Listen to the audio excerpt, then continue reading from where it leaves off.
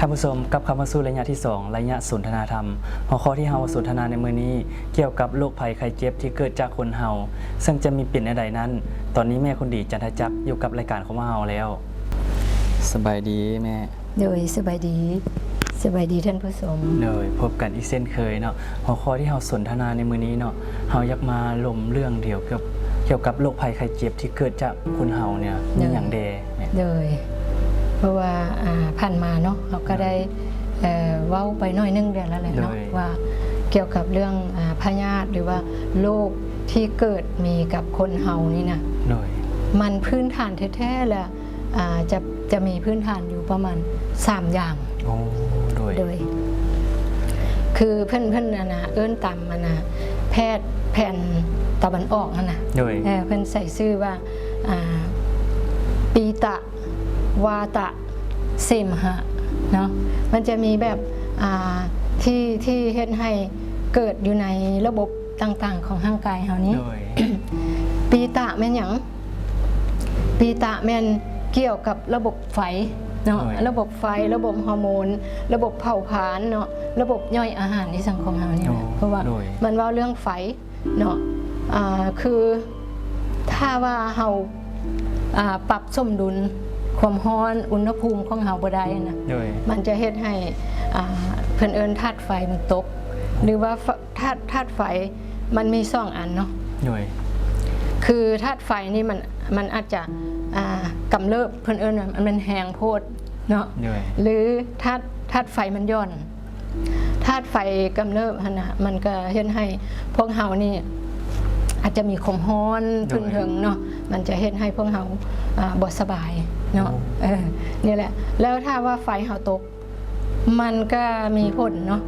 อาจจะเฮ็ดให้ระบบการย่อยระบบการในสังเฮาบ่ดีแล้วจะเฮ็ดให้พวกเฮามีปัญหาเนาะเกี่ยวกับเรื่องฮอร์โมนเนาะบัดนี้ถ้าว่าระบบฮอร์โมนของเฮาบ่ดีมันก็เกิดพยาธิแล้วเนาะมันก็เฮ็ดให้พวกเฮานี่บ่มีความกระตือรือร้นนะเพิ่นเด้อบัดนี้ ถ้าว่าโรคทางปีตะนี้เนาะพวกเฮาต้องได้รักษาอุณหภูมิเนาะอุณหภูมิของเฮาบ่แม่นหยังคือสมมุติว่าถ้าว่าเฮาไปอยู่แต่บ่อนเย็นๆเนาะเพราะว่าถ้าเฮาไปอยู่แต่บ่อนเย็นๆมันจะเฮ็ดให้อุณหภูมิของเฮามันตกมันเย็นหลายเนาะหรือพวกเฮาหากมักกินแต่ของเย็นๆเนาะคือสมมุติว่าตื่นเช้ามาแล้วกินกาแฟนมเย็นหรือว่ากินนี่สั่งที่มันมาใหม่ๆนี่นะมันคล้ายๆกับเป็นมนๆอยู่ในน้ำเขาจะเอิ้นอย่างก็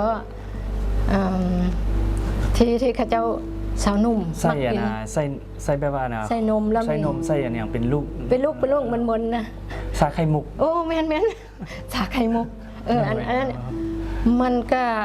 ความจริงอันนั้นเขาเจ้าก็มักกินเย็นเนาะเย็นและ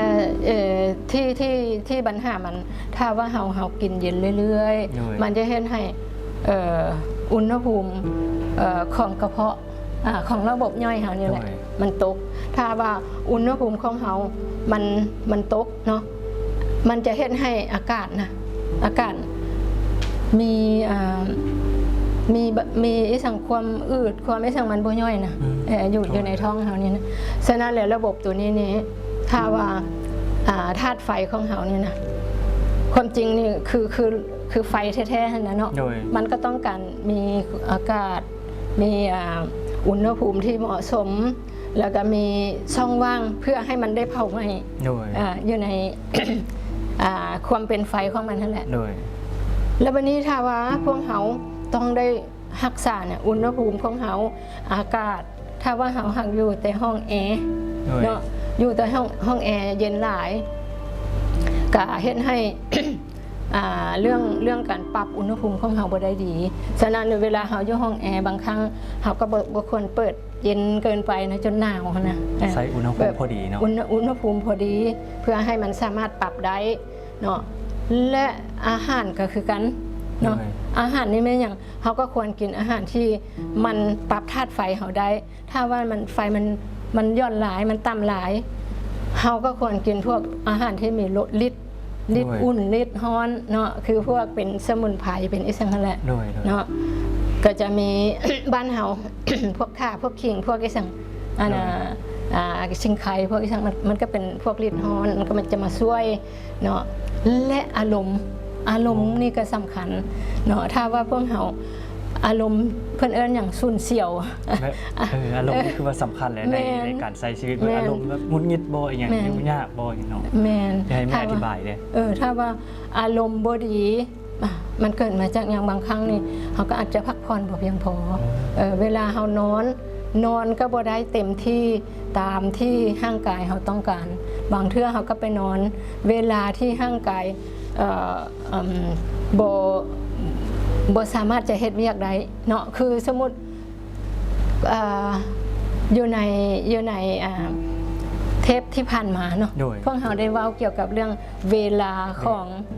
อวัยวะต่างๆเนาะฉะนั้นเดี๋ยวถ้าว่าพวกเราหากได้นอนตามอวัยวะเวลาของอวัยวะที่สามารถสำคัญที่สุดมันอวัยวะเกี่ยวกับทุ่งน้ำบีและตับเนาะถ้าว่าพวกเรานอนอยู่ช่วง10 โมงหา2 โมงหรือว่า3 โมงมันจะเห็นให้ร่างกายเราได้ปรับได้ย่อยได้ใช้ได้เอาสั่งถุงน้ำบีเอาน้ำบีมาย่อยไขมันแล้วก็กลายเป็นฮอร์โมนอะไรคือดังที่เขาออกไปว่าเวลาใดของในว่าร่างกายของเรานะคือได้ออกอากาศไปแล้วเห็นทางผู้ชมเพิ่นในเว้ามานะว่ามาสังเกตแล้วกับเม่นความจริงที่ว่าแม่เราผ่านมานะถ้าเราได้พักผ่อนเป็นเวลานะจะแบบว่าร่างกายแบบว่าจะดีขึ้นนะใช่ไหมว่าดีขึ้นไหมว่ารายการที่ว่าเราออกไป10แล้วดีเนาะฉะนั้นก็ดีใจที่คือว่าเป็นประโยชน์ให้กับท่านผู้ชมเนาะฉะนั้นแหละตัวนี้ก็คือการอารมณ์ก็ต้องให้รักษาให้มีความสงบให้มีความแบบบางครั้งเราก็อาจจะให้มันสมดุลเนาะแล้วต่อไปมันเกี่ยวกับเรื่องเสมหะเนาะเสมหะคันว่าเรื่องเสมหะนี่มันเป็นระบบของน้ำมันเป็นระบบของน้ำคือมันจะต้องมีอีสั่งที่ว่าเกี่ยวกับระบบน้ำเลือดน้ำเหลืองมีอีสั่งที่มันเป็นระบบไขมันไขมันเพราะที่มันเป็นธาตุเหลวเนาะเพื่อให้มันไม่อย่างให้มันหมุนเวียนหรือว่าไหลลื่นดีเนาะอันนี้รวมไปฮอดระบบของน้ำปัสสาวะแล้วก็ประจำเดือนของผู้หญิงเนาะฉะนั้นแล้วตัวนี้ก็ถือว่าพวกเราจะต้องได้ดื่มน้ำให้เพียงพอเนาะก็เบิ่งตามร่างกายของพวกเราเนาะและเกี่ยวกับเรื่องอาหารพวกเราก็จะต้องได้เบิ่งอาหารที่เฮ็ดจังไดเพื่อบ่ให้เลือดมันข้นเพื่อให้มันแหลวเพื่อให้มันลื่นเนาะอาหารที่บ่เฮ็ดให้เลือดข้นก็คือหลีกเว้นพวกน้ำตาลพวกของทอดของจืดทั้งหลายเนาะและคันที่ว่าแล้วก็บ่เฮ็ดให้น้ำในร่างกายมันแห้งไว้คือพวกกินพวกกาแฟบ่ชาบ่อย่างเงี้ยมันอาจจะเฮ็ดให้น้ำอยู่ในร่างกายมันแห้งไว้เนาะดังนั้นเวลาที่เฮาอยู่ห้องแอร์เย็นๆเฮาก็จะต้องเพราะว่าบางเทื่อมันเป็นอากาศแห้งเนาะอยู่ในห้องแอร์แล้วเขาก็ต้องได้มันกินน้ำใส่น้ำก็ดีแท้ก็เป็นน้ำอุ่นเนาะแล้วก็เฮ็ดจังใดเพื่อให้เลือดของเราไหลเวียนดีเนาะอันนี้ก็คือพวกเราอาจจะต้องได้มีการไปหัดกายไปสั่งเคลื่อนไหวนะช่วยเฮ็ดให้ ร่างกายของเรามีการกระตุ้นการหมุนเวียนเลือดเนาะอันนี้ระบบนี้ถ้าว่าหากมันมีปัญหามันอาจจะเฮ็ดให้พวกเรามักเป็นนั่นน่ะเป็นวัดเป็นวัดบางเทื่อก็มีปัญหาเกี่ยวกับเรื่องคิดคาเทอร์อยู่ในคอเนาะเนี่ยอันนี้มันเฮ็ดให้เพิ่นเอิ้นว่าระบบเสมหะเป็นระบบน้ำบ่ให้น้ำมันแห้งแล้วจังได๋ที่ให้มันไหลเวียนดีเนาะสุดท้ายมันเกี่ยวกับเรื่องลมเนาะเรื่องลมนี่พยาธินี่ถือว่าคนนี่ มีพยาธิเกี่ยวกับเรื่องลมนี่หลาย โดย เป็นอย่างเขาเป็นอย่างนั้น เพราะว่าบางครั้งนี่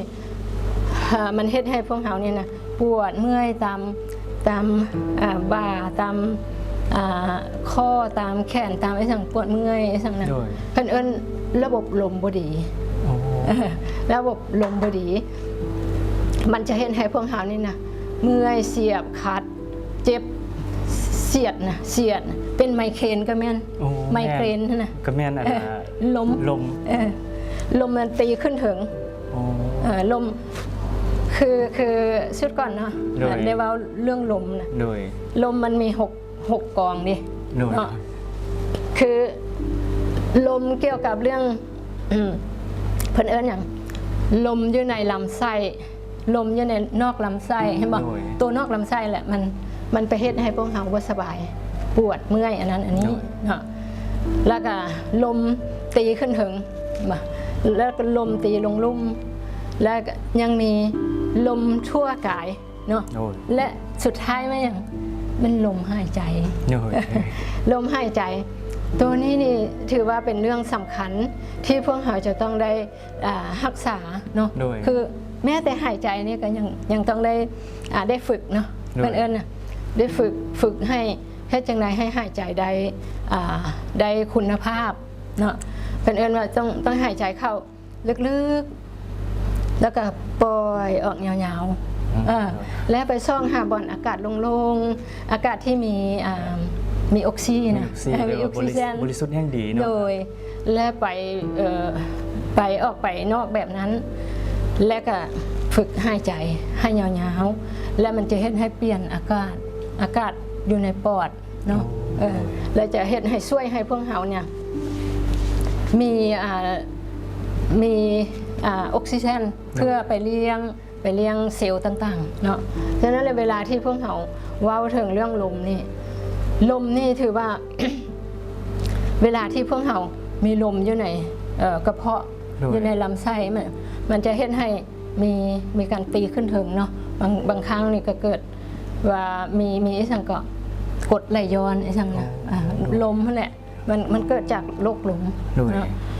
ฉะนั้นเวลาที่พวกเราเว้าเกี่ยวกับเรื่องพยาธิหรือว่าโรคต่างๆที่มีกับคนเราเนี่ยมันเป็นนอนอยู่ในสามอาการนี่แหละ คือโรคทางปีตะโรคทางวาตะโรคทางเสมหะมันอยู่ในกรอบนี้เนาะฉะนั้นแล้วถ้าว่าหากเฮาบ่รักษาร่างกายของเฮาเนาะเฮานอนบ่ได้พักผ่อนบ่ได้ลมก็ขึ้นอีกนะเห็นบ่แล้วระบบต่างๆมันก็บ่หมุนเวียนเนาะอาหารที่เฮ็ดให้ช่วยในการขับลมนะพวกเราก็เคยว่าเนาะเวลาที่พวกเราบ่สบายท้องเราก็ไปกินอาหารที่มันกระตุ้นลมเพื่อนเป็นพวกมีฤทธิ์เผ็ดหน่อยนึงเนาะคือพวกสมุนไพรทั้งหลายนั่นแหละฉะนั้นเลยเวลาที่พวกเรารู้จักรักษาดูแลตามไอ้สิ่งที่พวกเราเคยรวมกันเกี่ยวกับเรื่องหลักการ5 อนะ โอ้โดยเกี่ยวใส่5 อนี่คือเก่าแม่นเกี่ยวมาใส่5 อนี่คือเก่าเพราะว่าเราจะต้องได้เบิ่งทั้ง5 อนั่นแหละคืออที่1อเกี่ยวกับอย่างอากาศออาหาร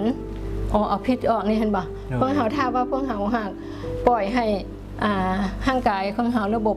ลำไส้เรามีพิษหลายมันก็จะเฮ็ดให้เกิดมีพิษมีแก๊สมีอากาศมีลมเห็นบ่ดังนั้นเลยมันจะเห็นให้ส่งผลถ้าว่ามีทั้ง3โรคเนาะทั้ง3โรคที่ว้าวนี่นะเพิ่นจะเอิ้นมันเป็นไอ้สั่งสันติบาตเป็นโรคที่รวมกันทั้งหมดนะระดับนี้ละมันอาจจะก้าวไปสู่เป็นมะเร็งแล้วโดยเจ้าท่านผู้ชมดังที่แม่กุดีได้อธิบายไปนะเนาะเกี่ยวกับโรคภัยไข้เจ็บเกิดจากคนเฮาข้าพเจ้าเชื่อว่าถ้าว่านะทุกคนได้ฟังหรือว่าเข้าใจสิ่งที่แม่คุณดีอธิบายไปนั้นถ้าปฏิบัติได้อาจจะเป็นการดีสุขภาพเฮาจะแข็งแรงเนาะมื้อนี้ต้องขอบใจแม่คุณดีหลายๆ ท่านผู้ชมมาฮอดนี้ไปรับชมสิ่งที่น่าสนใจจากทางรายการกันก่อน แล้วจึงกลับเข้ามาสู่ระยะที่ 3 ระยะข่าวพุทธศาสนา